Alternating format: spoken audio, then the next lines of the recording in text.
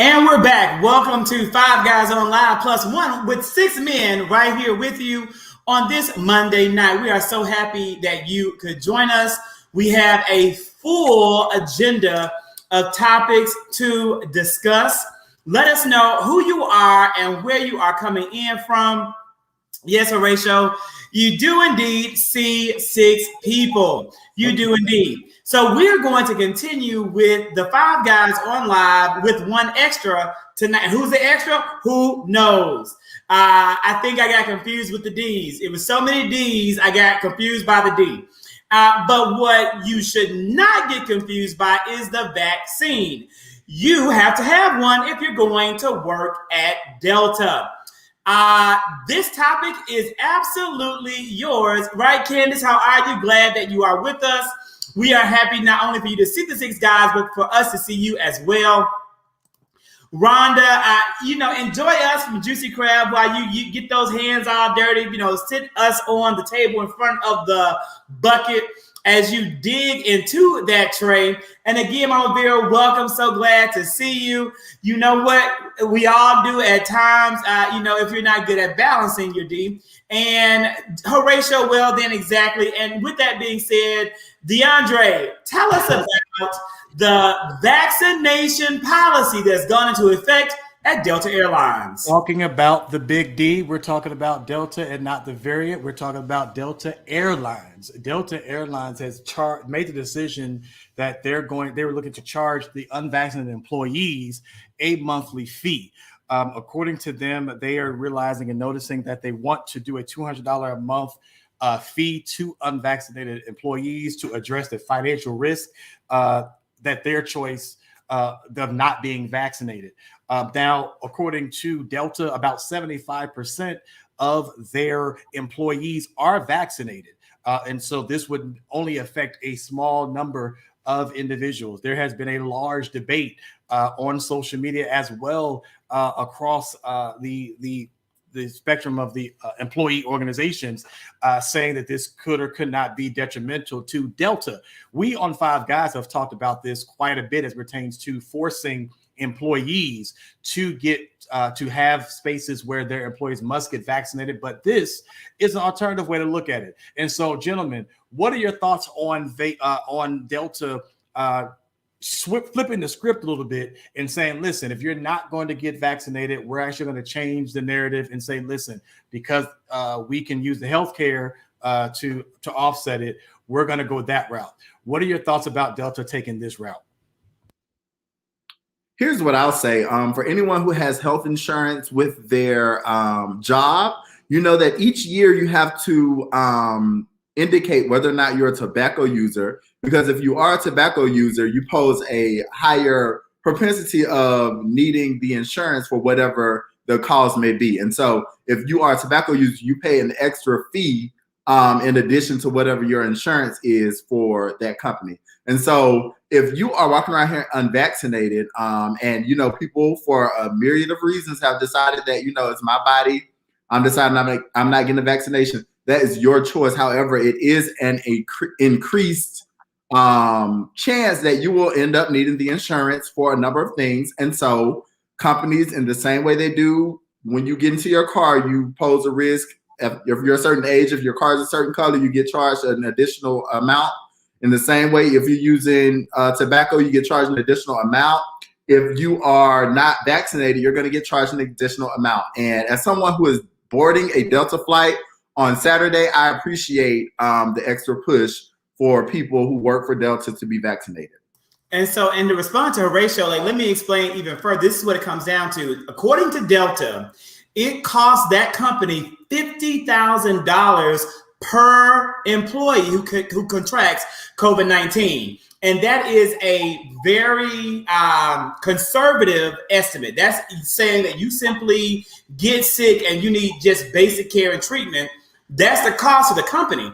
Delta is not a part of an insurance conglomerate. They do their own independent insurance, which may be better for their employees, but it comes at a greater cost to the company. So what they're saying is if you're not willing to get vaccinated, then you're putting yourself at risk for contracting COVID-19, then you have to also bear some of that cost. So $200 a month to me is a kindness when a number of companies like Walmart and Disney are simply saying, if you're not vaccinated and you don't have a medical excuse or a valid religious exemption, you are not going to be able to work there. I agree with Darius with the whole benefits enrollment. Most companies, I know majority of the companies, they do make you choose that selection if you're a tobacco user or not.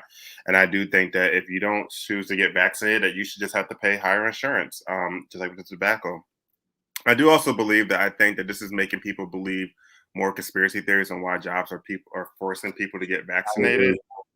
For people that don't want to believe, because a lot of people out here have conspiracy theories and why we should get vaccinated and why shouldn't we get vaccinated. So, but I agree with Darius 100% about the insurance raise if you choose not to get vaccinated, as opposed to charging people $200 a month.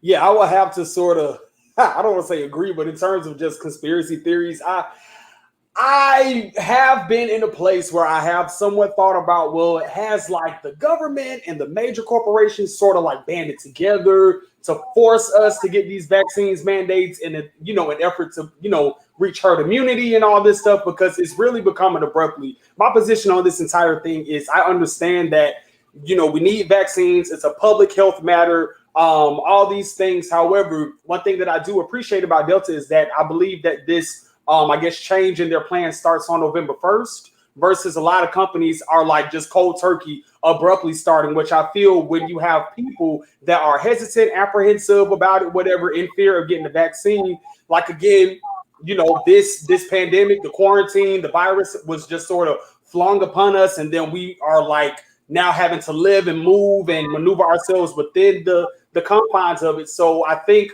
just out of integrity and decency, companies could, again, coddle just a little bit more. So I do appreciate Delta for doing that.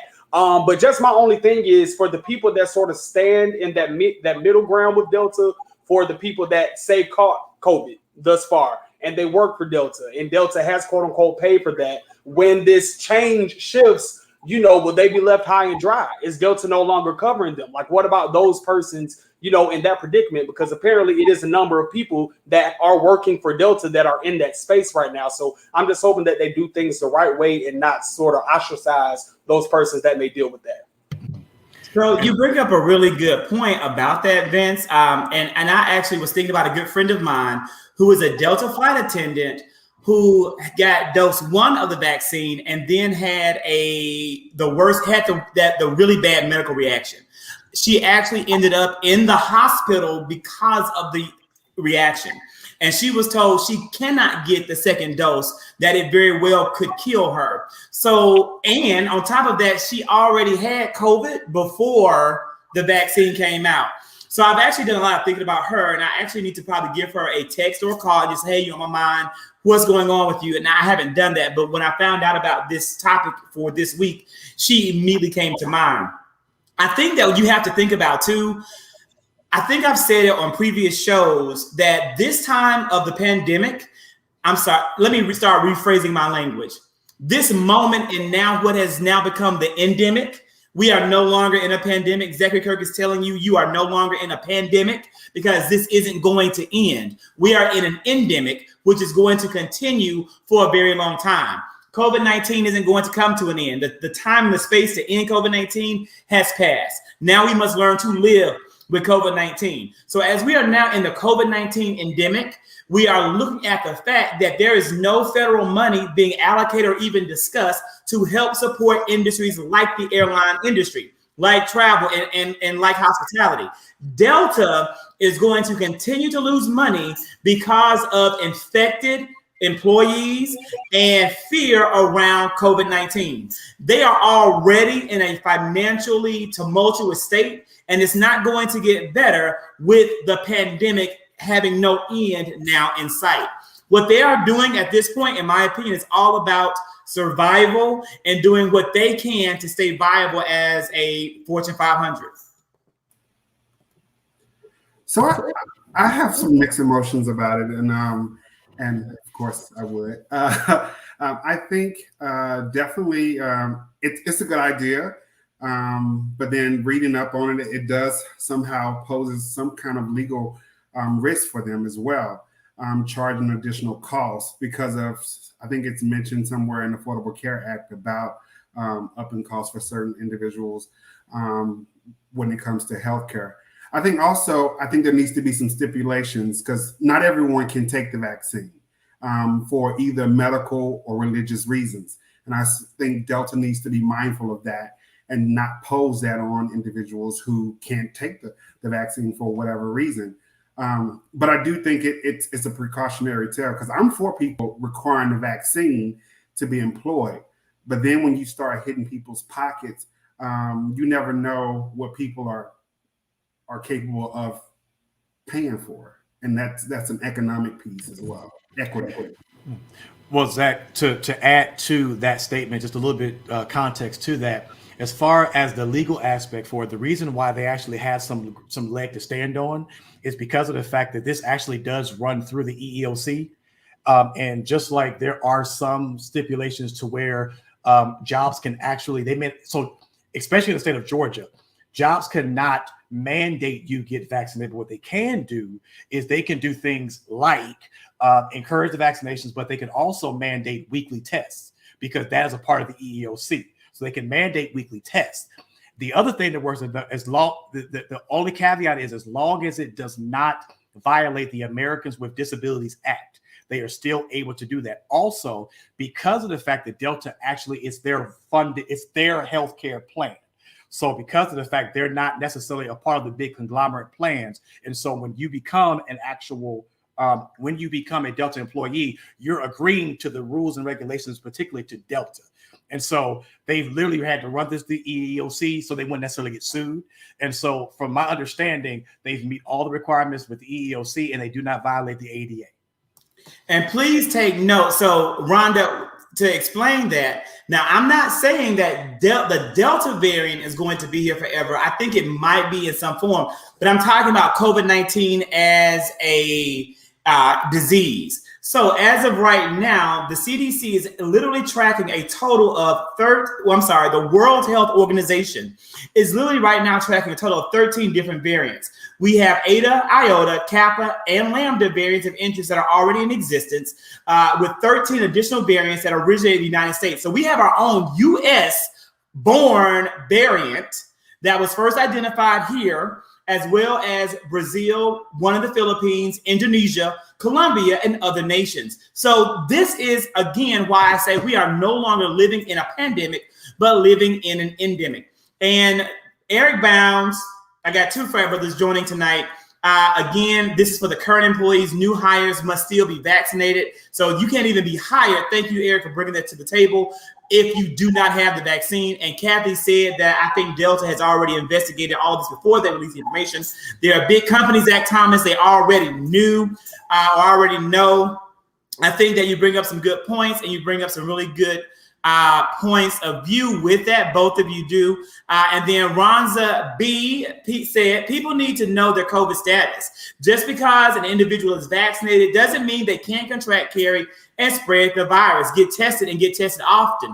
These vaccinated folks are walking around as if they are immune to COVID. You know what, Ronza B? You're right. I have COVID precaution exhaustion.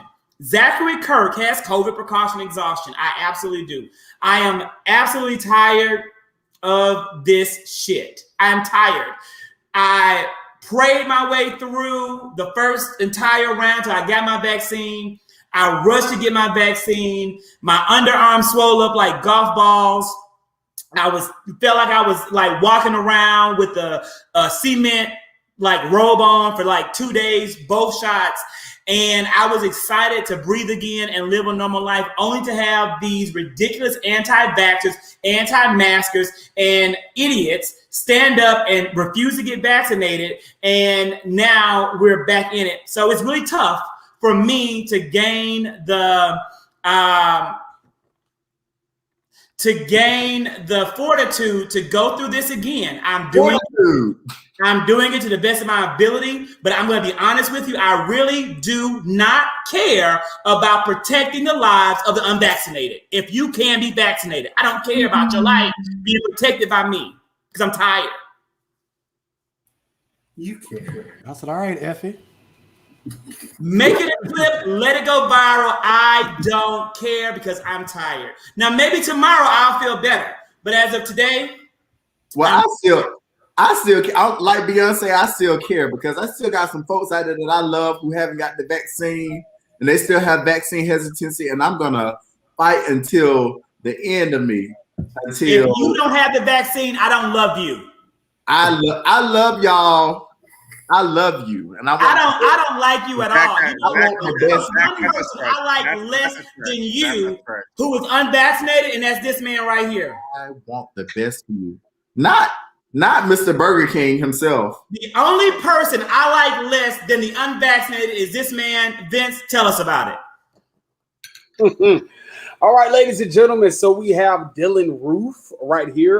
In 2015, he murdered 9 members of the Mother Emanuel AME Church in South Carolina, all of which were African Americans. Since then, his lawyers have argued with the court. Court said he was wrongly allowed to represent himself.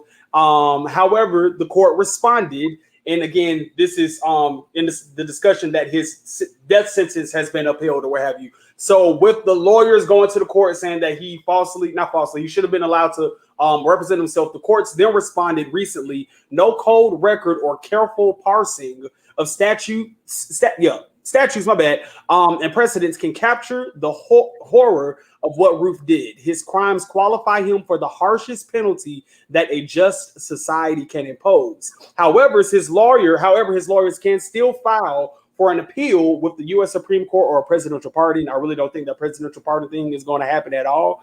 And of course, we know that in 2017, Roof is the first person in the country sentenced to death for a federal hate crime. So I just wanted to bring this topic up to you all because I know this happened way before Five Guys even, came around. I'm sure this would have been a topic we would have discussed. So, definitely want to hear your thoughts just around, the situation, around the verdict. The death sentence has been highly controversial. A lot of people are for it. A lot of people aren't for it.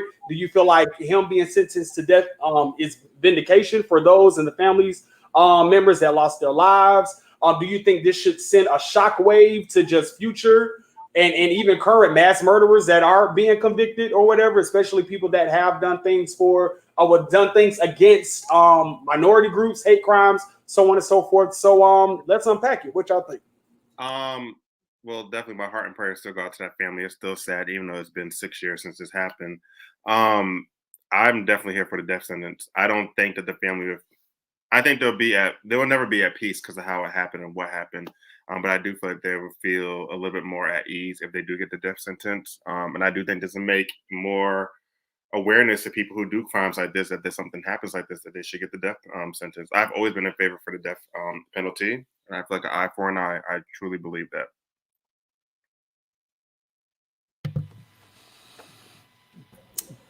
That's interesting. I guess, unfortunately, CJ, I'm not on that same wavelength. I've never necessarily been one who believes that the taking of another life is going to be vindicated because you taking this life is not necessarily going to bring that person back. So I've never been one who's just been saying, and speaking from somebody who literally in 2 days is about to not celebrate, but commemorate the passing of my cousin who was killed. Literally Wyhan College, and his murderer, the person who killed him, his trial begins in November. And so I have compassion for that young man, but at the same time, I don't want to see him dead because that's not going to bring my young cousin back, nor does it fix anything. But I do think for this particular young man, I think he's had a little too many freedoms. I think that he's had too many. I think some of his, yes, I do believe that you're allowed to due process, but at the end of the day, the fact that he's had, they're potentially allowing him to possibly take it all the way up to the Supreme Court. At the end of the day, I can't believe that you don't, that they still are allowing this. Like every judge that brings it forth should just shut it down at the exact moment. It should never make it past in the appellate court. It should make it to the Supreme Court. At the end of the day, let it be done. The judge has said what he has said, and let it be. Now, I don't necessarily agree with the fact he should die or be on death row. And I think I also believe I read that many people are not sure that this particular president is actually going to let it go through because of the fact that he is not really big on the death penalty. Now the previous president was, and that's why so many kind of went through. And so I don't know. I don't know if I'm in agreement with it, but I do think that he's had absolutely too many freedoms. No, I would agree with Dr. Pickett. Like, I'm not an advocate for the death penalty. I wholeheartedly agree in punishing people for their crime. I'm wholeheartedly agree in thinking that you should serve life and you should die in prison, but not actually die from a needle or electric chair or whatever. Like, I'm not for the corporal punishment and so like that. And so I think he should just be there for the rest of his life thinking about what he did. And I don't believe an eye for an eye, because who is that hurting in the end?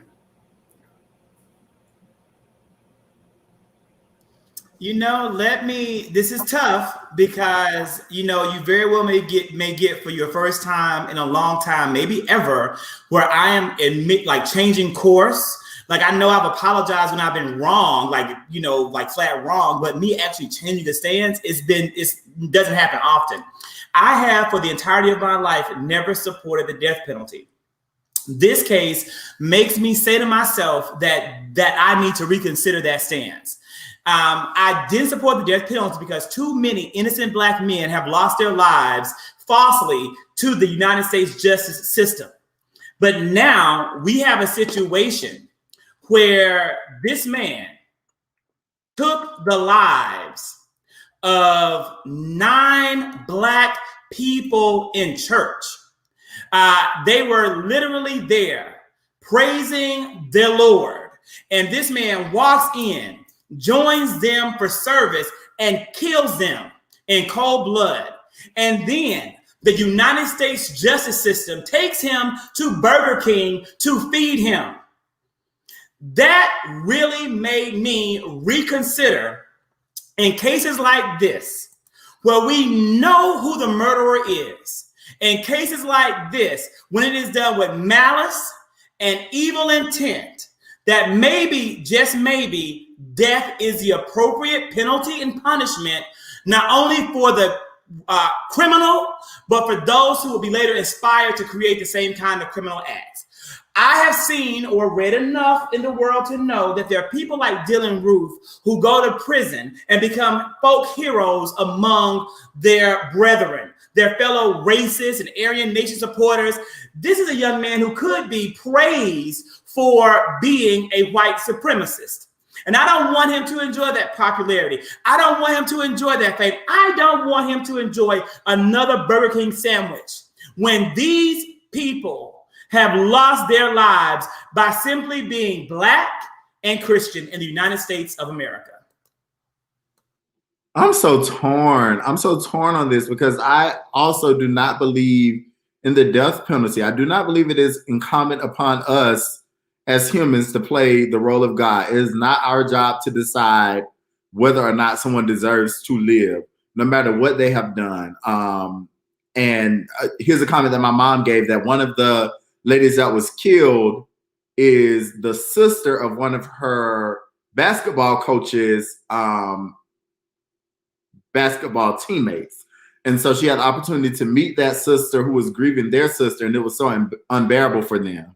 And even in that pain, even if it were me, I still feel like vengeance is mine, saith the Lord. We are humans. We deserve to hurt. We deserve to feel the way we feel. We grieve. We have all of that to deal with. But I would not want someone to be murdered on my behalf. And that's just the stance that I'll take. If someone murders me, do not kill that person, because that's not something I want to be as a result of me not being here any longer. And that's something that's difficult, I know, for the family to reckon with. But in many instances, no one will want that person to be killed. Not someone who's suffering the consequences of having been killed. So I know it's very nuanced. It can be on all ends of the spectrum. I just wouldn't want that type of blood on my hands, no matter what they did. I know that the Lord that I serve he'll do it before I can. He'll do it before I can, and he'll do it much better than I can as well. So I have a question for you, Darius, because I feel the exact same way. Yeah. If someone takes my life, I don't want them to lose their life. I want them to have a chance deal every with it every day of your life. But this is my question to you. What if they killed Vera? What if someone, because let me tell you this. I know. When my mother was ill in that hospital, and I thought to myself that hospital was neglecting her care, that was a totally different kind of anger I had inside and a totally different kind of feeling. It's one thing for you to take my life, but it's something else for you to take the life of someone I love. I get it, Zach. I absolutely get it. And put this comment up. And I know this to be true. But what kind of trouble would that land you in if you got to take those matters into your own hands? I wouldn't even want to put that type of burden or responsibility on my family. I want them to understand that, as my mama always tells us, we don't know the place nor the time.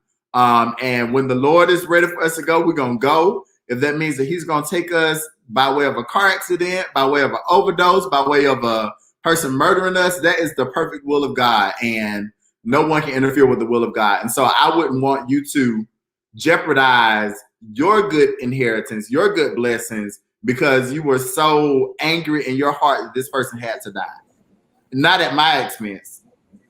Now, I understand that biblical premise, Darius, but let me tell you something right here. If you were to strike your mama in the face, you would die. Not because Vera would kill you, but in the Old Testament, that was a crime punishable by death. That is according to Hebrew tradition. So back in the day, they were taking life for that. You tell me that they wouldn't take some life for this? They're going to cast. He said he without sin cast the first stone. You got to be careful because we all going to cast stones, Zach?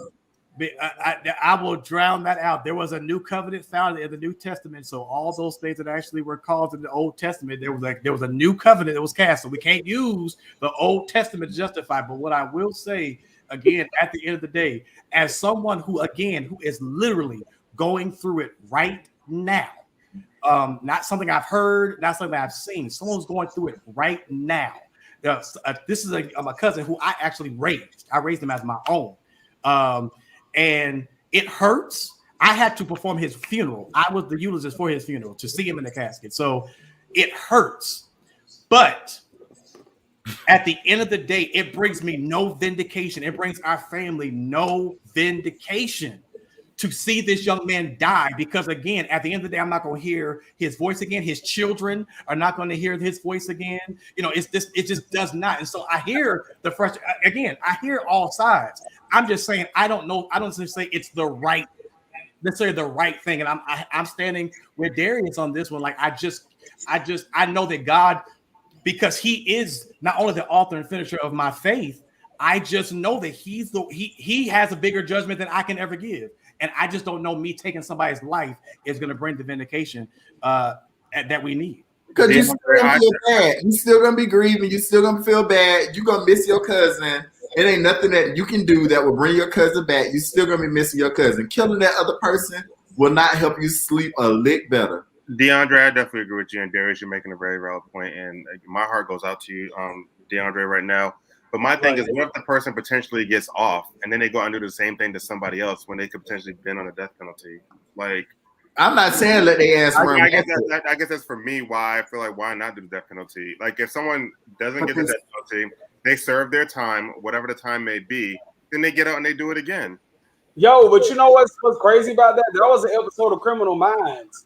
Like, legit, somebody knows, for real, somebody killed, murdered, XYZ, and then they got off and they, got a Netflix series and became an author, was publishing books and, reaping all this, money and tours and just all this stuff. So that's a very valid scenario. And I mean, I think even if you watch Netflix, like Ted Bundy and just all these, infamous serial killers are everlasting in society. Like, their names resonate forever and ever and ever and ever. So, to a degree, it's like. So that's my thing. Yeah, that's my thing. Like, I know you're saying, I get what you're saying, but what I'm saying is, would you feel bad then at that point when the person who, did harm to your family, they got off and now they did it to somebody else when they could have potentially had the death penalty? How would you feel then? I'm not saying to let them out. I'm not saying to let this person run rampant. I'm saying let Run God be things. God. I'm saying saying they let feel God be they're God. Let the legal system be the legal system. If you murder someone, you should not be getting out at all. But I do not think it is incumbent upon humans to decide the fate of a person's life in terms of living. That's And all I'm this is saying. great that, Ashley Babbitt was a young woman shot and killed in the line of duty while protecting our capital from Donald Trump and his insurrectionists. And now she has become a martyr among white supremacists. Ashley Babbitt probably deserved, as many of the insurrectionists did, the same fate that many people received this weekend in the film Candyman. Now, CJ, tell us about this brand new box office hit. So Candyman hit theaters Thursday evening and premiered everywhere nationwide this past Friday. And it was directed by Jordan Peele, who's also known for Get Out and Us. And this was supposed to be actually released last year, but because of Corona, things got pushed back, and they now released it this year. It was going to be on HBO Max, but I think they just decided to do the theater first, and I think a month from now it'll be available on HBO Max. Of course, there was a lot of hype behind this movie because Candyman is a classic, horror movie from back in the 90s. I think it came out in 92, 94. So people were waiting for this, and then Jordan Peele, he is a great director. I will say, in my opinion, for those who've seen it, and I'm not trying to spoil it for those who haven't seen it, I think they hyped it up too much. The movie was not good. There were some good messages in there, as Jordan Peele always throws his messages in his films, but I could have did without this movie, to be honest with you. It was just okay. It was too slow. It took too long to get to the part for it to be only an hour and 30 minutes. It took way too long to get to the main point. So I just want to get everyone's opinion. If for those who've seen it, if those who haven't seen it, those who want to see it, that haven't seen it, have they heard anything about the movie? Because it was a big thing. I mean, the theaters were sold out all weekend for this film. So I want to get everyone's opinion. I don't do the scary movie thing, okay? I don't do it. Now, I don't want to be going nowhere. And when I leave there, I'm going to be scared to go to sleep at night because Candyman done been all up in my thoughts and stuff. And I have very vivid dreams. And anyone I know that I have very vivid dreams and I react to those dreams as I am asleep. I don't want to be fighting with Candyman. It's my thing. I don't do the Candyman thing. So to go to one of the comments, someone said you can't redo a classic, and I agree with you. I think it was Adam or whoever. Adams, yeah. But I will say it wasn't a remake. This was more like a sequel. It wasn't a sequel. Like they correlated some of the original into the movie, but it gave you more of a backstory of how it all started. And they even brought. Well, I'm not gonna say that. Prequel. Yeah. No, it was. The only name I'm calling 5 times is the name of Jesus. Vince, Vince, what were you saying? I'm sorry. Well, them demons can flee.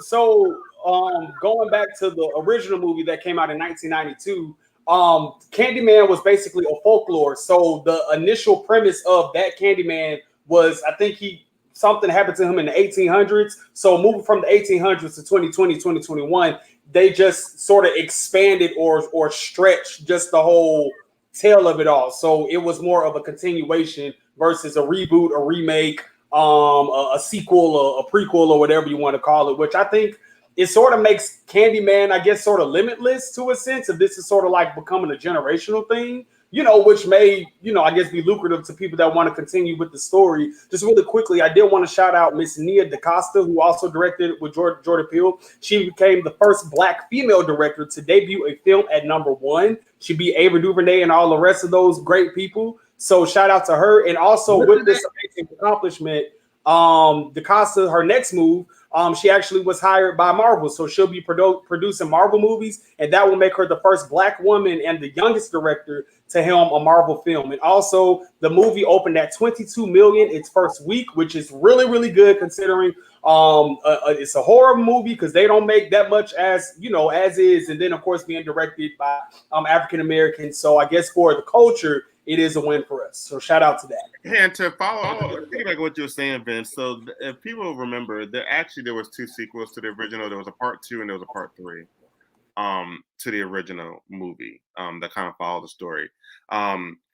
So no, like I said, it wasn't a remake, but they did add some things from the original into this movie. And they also had the original Candyman in this movie as well. So yeah, it was. Vince, did you see it? Yeah, no spoilers. I don't think anyone has seen it. I'm not. Vince, If you saw the trailer, you saw the man. So I mean, You said don't give us away any spoilers. I do plan. I'm not. So I'm asking. I haven't seen it. It's on my to-do list. Like I'll probably see it sometime this week because I do like thriller movies. So, CJ, can I ask you a question though about it? Because I have not seen it, but you did mention something, and somebody else said something in the comments as well. They talked about this message, and there was a message that's in there. Yes. Before you go deep into it, I just have a quick question about it because I've heard somebody else make this reference as well about these messages, and I've heard this a lot because of the fact that we've talked about this before on this show when we talk about moments of Black hurt and moments of scary movies and using that to provide these messages and so forth and so forth. Are we doing too much at times where we try to take these moments to try to create a message where just to make a message? Because I've heard that maybe I need to see it, but I've heard this a lot where we take these movies on Black hurt. You're talking about what the comments said. Another Black man dies. We're going through this, and we've already are we doing this too much, and are we not being creative in in the film industry, or is this just something that needs to be done? I feel like. Oh, go ahead, Darius. I'm sorry, CJ. No, I was gonna say I feel like art imitates life. Hey, Sister Pierce, how you doing? I feel like art imitates life. However, I have always been a big critic of Black, films that induce Black trauma. I'm with Marseille Martin when she says that she will not be producing any films that, play off of Black trauma. I'm also not watching those, but I do feel like there is a responsibility for storytellers to tell the stories of the times that we're living in. And sometimes that can be lucrative for certain people, but it's incumbent upon us to, if you want to be a part of the getting and get the getting when the getting is good. However, that's not the type of entertainment that I'm looking for. However, there are a lot of people who are looking for those types of entertainment. So I will say to answer DeAndre's question. So the message. So I don't think we're doing too much. Honestly, I don't, because really only the messages have been. Jordan Peele did Get Out. He did Us, and of course there was really good messages in those movies. And then the next one I think that has some trauma dealing with Black people was the series Them, which was filmed or directed by Lena Waithe. Which was not Jordan Peele. And of course, there was a message in it. The message in this movie, in Candyman, was the same message that Jordan Peele has gave in Get Out and Us. It was nothing different than what he said. And pretty much we were saying how Black people always want what we have, but they don't want to praise us, pretty much. Like, they want what we can do, but they don't want us around. They want the fact that we can invent things, and we can be creative, and we can set trends and, trailblaze, different things in the world or whatever, but when it comes to the grand scheme of it all, they don't want us around them. That's pretty much what he was saying, and that's what he has said. And he said that in Get Out. He made that very clear in Get Out that But listen, CJ, is it really clear when we understand the undertones of the message, but masses are consuming it for entertainment? And so when my white intern tells me like, "Oh yeah, that Jordan Peele is really amazing," and Get Out, like that was the craziest thing I've ever seen, but they can never fathom that is the Black experience. And so for them, this is simply entertainment for consumption. And so is it serving the purpose of eradicating these issues that we deal with, systemic white supremacy and with racism, or is it serving to entertain people in the same sense that should be telling them like this shit is wrong? And so I have a big issue with it because the audience that is for is not receiving it in the way that it should be received. We said that Us and Them was for them. They received it as entertainment. We saw it for what it was. They saw it as entertainment. Is not there. We're not meeting the mark. If the goal is to educate, I think the education has to be explicit. And sometimes when you place undertones into entertaining pieces, We get the entertaining piece, but we don't get the education that is necessary in order to move us forward. Right. Really quickly. Let Ben say something. Go ahead. I just wanted to make a small correction. So Jordan Peele wrote Candyman, Nia DaCosta directed. Just wanted to put that out there so we can give our queen some flowers. But go ahead, Zach. Well, I was just going to simply say, well, maybe we need more money for Black creatives to create. And so if you are disabled and or a graduate of ITT, then you can use the fact that you don't have to pay for your student loans to now finance your brand new project. Zach, tell us about this move from the Biden administration. Y'all, that is a Grammy. If nothing else, that is an award-leading transition right there. Thank you, Whoopi. These transitions, yes. So I know this has been a very contentious topic, especially with individuals who wanted him to get rid of these loans earlier in his term. And so they released that the Biden administration recently has erased 9.5 billion debt of student loans, 7.1 billion borrows for individuals who are permanently disabled, as Zach mentioned, but also 55.6 million loans for those who have attended a trade school, and then another 1 billion for other students defrauded by their schools. So this is definitely something that has been talked about. But my question to you all is it enough? Because my loan's still out there, and I want to be a part of the number. Zach, I want to talk about that, but before we talk about that, can you pull my mama comment back up? Yeah, real quick. Because so she can get bits. Actually, got bits together real quick. Listen. No, for real, Mama Vera, I apologize because I literally meant to say something at the end of last week's show, but I promised you would slip my head, charge it to my head, not my heart. Thank you so much for the support. I love you. Thank you. Okay, go ahead. So look, I'm leaving it. I had to put on some clothes, Mama. You taught me to, put on some clothes when I go somewhere. Okay, continue. So he was sharp as a tack at the mayor's reception. Here's what it comes down to. When you talk about this, there's several things to talk about. Is that number one, I want us to highlight the fact that in the United States of America, student loan debt is currently at $1.6 trillion and growing. That's a factual statement. In addition to that, I want us to also look at and talk about very briefly before opening the door too much to how this pans out among demographic groups and political groups. Democrats are 77% in favor of forgiving student debt, but independents are only at 47%. So that means the majority of independent voters do not agree with loan forgiveness up to $50,000 for those making less than $125 a year. Republicans, that number drops down to 30%. So the majority of Americans are not in favor of loan forgiveness up to $50,000.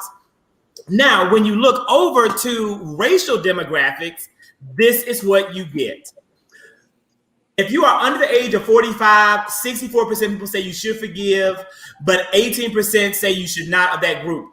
45 and older, 41% say forgive. Black people, Zach, like you, who say you want those loans forgiven, 71% of Black people, but only 43% of white people. So the majority of Americans are not in favor of this. And there are a lot of people angry at Joe Biden who are attacking him, and I am being one of them, angry, Black, and attacking him for not forgiving student loans at a higher rate. But the reality is the majority of Americans will not and do not support this policy. But Zach, you also think about the equity around this. Yes. Like, a majority of the Black people are the ones who will be living in this debt and having this debt above their But why is that? Why are we living in the debt, Zach? Because we are already behind. Right. We didn't have our great-great-grandparents' plantation funds to fund our college education. And so in order for us to attend college and be successful, we have to take out these student loans. And in many instances, we get accepted into universities because of affirmative action and things like that, but we still struggle to get it. I use affirmative action, but go ahead. Yeah. You said what? I said not just affirmative action, but not just affirmative action, but diversity initiatives, things that are necessary in order to ensure that there are diverse groups of people at these colleges, the ones that give a damn. However, you get the exactly black debt is a part of white supremacy. If we were to get our reparations tomorrow, if we would get our how many acres in the mule it was it 20 or 40 or 60 or 80? 60 acres. You're supposed to get 40 acres 40 and acres. If they gave us our 40 acres in a mule tomorrow, all of us would be able to wipe out our student loan debt tomorrow. How about that? But and Darius and like you and Zach with K both know it goes a little deeper than that too, because those of us who have worked in the K-12 system, not only have that actually happened, but you also have these individuals thinking that ultimately these kids are going off to school and getting these loans and going off to college and being forced to go to college. And in essence, they didn't even want to go to college in the first place. So now they got these loans and now in college. And so we're also doing a disjustice for them, even at that level, preparing them and saying, listen, you don't have to necessarily go to college to be successful and do these things. We also have to find alternative routes. So at the second day, we should also be funding and putting money into making sure that vocational opportunities and technical opportunities are for young people. And so it's a twofold. And I guess I'm one of those individuals because of the fact that, yes, I took out loans and there's economic around it, but we also have to make sure that on the back end, because we can't keep adding to the debt. So what are we also going to do to help these young people say, listen, you don't have to do it if it's not a requirement. And I understand that we didn't have all the money and everything else, but there are other alternatives. So we just have to do our part to make sure that we're educating our kids effectively so they may not have to take out these loans and go to school 1 year and realize they don't need it. I'm sorry. You know, when we talk about education, Vince, I'm sorry. I know you want to jump in. I'm going to make this quick. But I got to just say this, like, you know, you also have to understand that for our grandparents' generation, college was the way out of poverty. And so them pushing their children and their grandchildren to go to college was not something that was just pulled out of the sky. This is what we saw that was able to make our, you know, community lucrative or able to remove themselves from a situation of poverty. My grandfather was a welder. He made great money, was able to take care of 8 children with my grandmother, but they never encouraged their children to be a welder. It was go to college. And then as a subset of that, okay, you know, you don't want to go to college, then you do this. But every parent's goal is for their child to do something more or to, you know, achieve something that they felt like they didn't have access to. And so exactly, that was a way out of oppression. And so we're now in a place where we are able to identify that college may be an unnecessary expense if there are other ways to make money. But for that generation and for us, for me, college was a non-negotiable. That's what I've been told from the time that I entered school, was that I was going to go to college. I believed I would, and I did that. And so even today, if I feel like I don't want to get another degree, I do want to get another degree because I feel like that's going to help me access another level of financial stability. And so we can't ignore that fact as we talk about vocational needs and the money that students can make in technical fields if we push that. But for that generation, that's what it was. So for me, I guess I sort of researched this from a different angle. We're gonna talk about the total and permanent disability discharge program. Zach, I don't know if you can maybe speak to this. I feel like in terms of just Biden and his position with student loan forgiveness and cancellation and all these things, I'm sort of looking at it from the big picture in terms of just strategy, if you will, because with him initiating this program, for those of you who may not be familiar, basically anybody that is just handicapped and physically mentally cannot work to pay these loans. And I didn't even think about this. It's sort of like, you know, in the church we say it can always be worse. Well, it's been worse for 300,000 people that are now clear from that debt that physically could not pay anything. They just didn't have the means to, the physical, again, durability to do it, the mental ability to do it, or what have you. So going back to the strategy picture, do you think that Biden is maybe compartmentalizing the loan equation and just sort of like, you know, I guess handling different sectors of different communities or pockets of people year by year to hopefully then accomplish that? Maybe, I know he's saying 10,000. Initially it was 50,000. Now he's saying he wants to cancel 10,000. And now he also puts it back to Congress saying that they need to finagle something in the amendments to make sure that this debt stuff doesn't happen in the future to come. So I'm sort of looking at the big picture to see if this is some strategy with these different programs and initiatives that he's pocketing in right now. You have, and that's why I gave those front-loaded statistics. And we are adamant about, Black people in this country are adamant about what we want to see this president do, more so than I've ever seen in any other president of my lifetime. And I understand why, because we rallied together and we got this man elected, and we tipped the vote in a number of places, particularly here in Georgia. But the reality is, we do not have the voting power in the population to hold any president hostage. I do believe that Joe Biden is doing what he can to ease the economic burden of student loan debt on the economy in ways that will be a tiptoe to those who want that to happen. But I don't think it's going to be enough for the 71% of Black voters that want it gone. I also don't believe that it is wise for Joe Biden to erase student loan debt and have any chance at getting reelected. It has become a wedge issue. There are things that we need to do as Black people and as people who support student loan forgiveness that we're not doing. We're not doing it. We're going to Kanye West concerts for Donda 3 times, selling out, streaming his album, and we're marching for any and everything else, but we're not marching for this. We are allowing people like multi-billionaire Bob Johnson of BET, who sold to Viacom, to come in and let him stir us up about reparations instead of realizing that student loan forgiveness is a form of reparations that we need right now.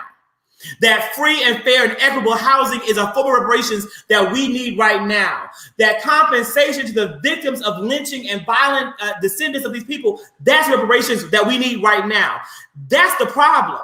We are so confused and so convoluted by the mass chaos being created by the media around these issues that we're not doing what we need to do to support President Biden and force the right kind of change to happen. Or so that's my opinion. That's good, Zach. I definitely agree with you. Like, the priorities are just all over the place. I agree.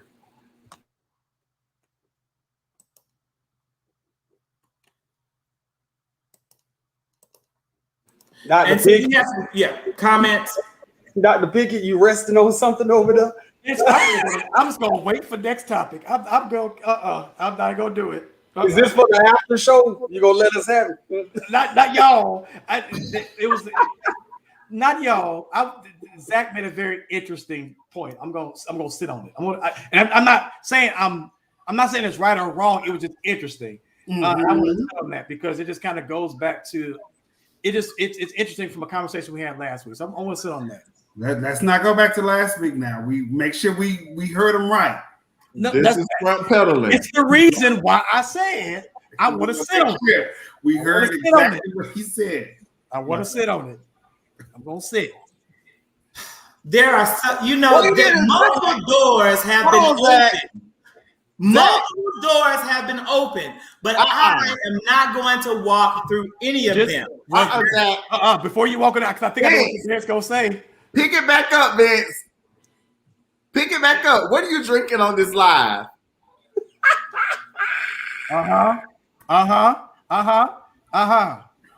You see this shit, Zach?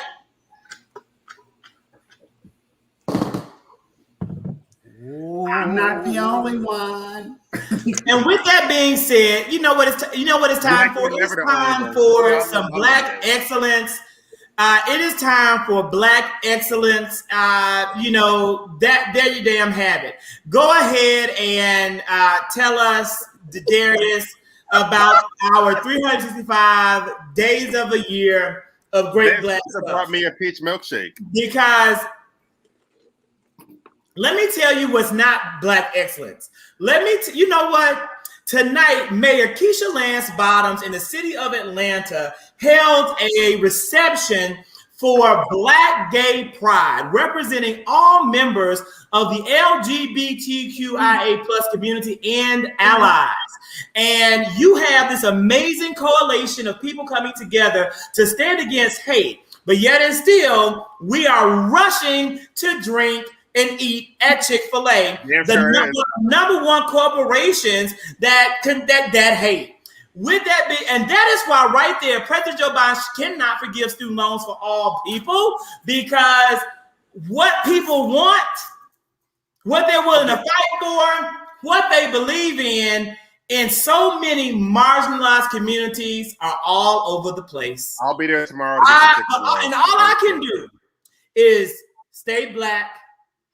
And in that pursuit, I will support Black businesses, and I will stand up against organizations and entities like Chick-fil-A who will condemn me to hell, but they are the ones who will burn in eternal fire. The Chick-fil-A not. Get you some lemonade, okay, Zach? You might. All right. So tonight, I like to highlight the Chick-fil-A off Camp Creek is Black owned in Greenbrier. Thank you. I don't think that there's such a thing as a Black-owned Chick-fil-A.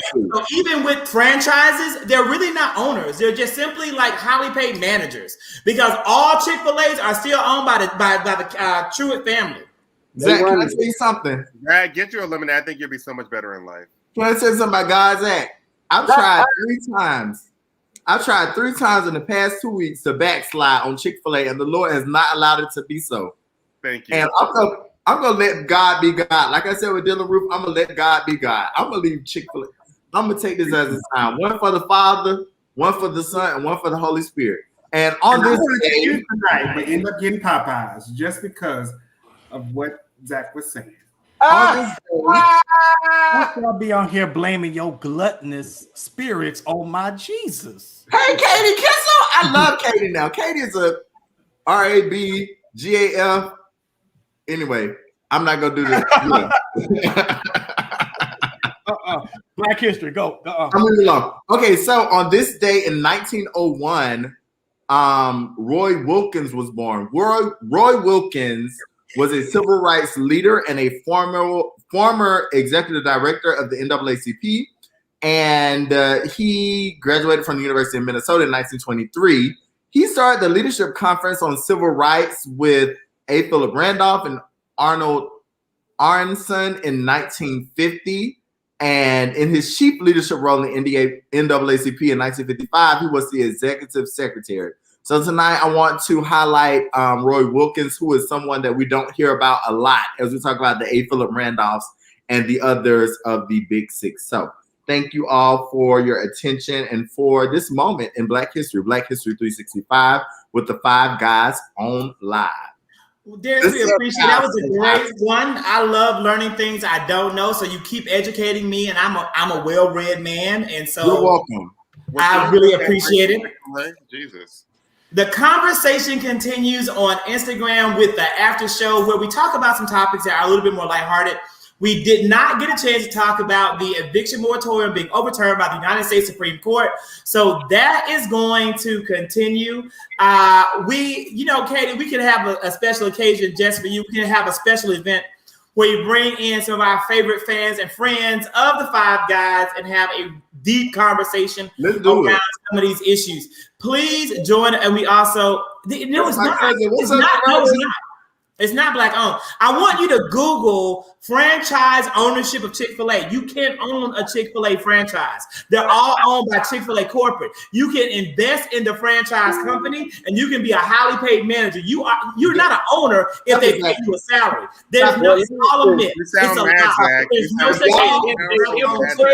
Google it and check your facts. If y'all want that eat that chicken, just know when you eat that chicken what they stand for, and that's your business, okay? But you will not. You know what that Chick-fil-A stands for in their respectability politics and their stances against the LGBTQI plus community, as well as the racist beliefs that they have upheld and how they funded things like Blue Lives Matter when they could have chosen to fund Black Lives Matter, and how they've never apologized for it, and how they've never even made one effort to support any Black organization. You Google that, you check on that as you eat and you drink and you support and you love and you endorse and you live up under Chick-fil-A, as you swim in Chick-fil-A sauce, as you drink Polynesian sauce, as you bathe in the grease that they fry that chicken in. You sound This show has been brought to you Zach. by You sound Antonio so Brown mad. for mayor of Atlanta and Chick-fil-A. And Chick-fil-A. If you all would like to support either of these causes, go to hell. Thank you. Zach, are you mad? We will see you on the after show. We will see you on the after show. See you soon. And thank you guys for watching. I love y'all. I'm joking. I'm not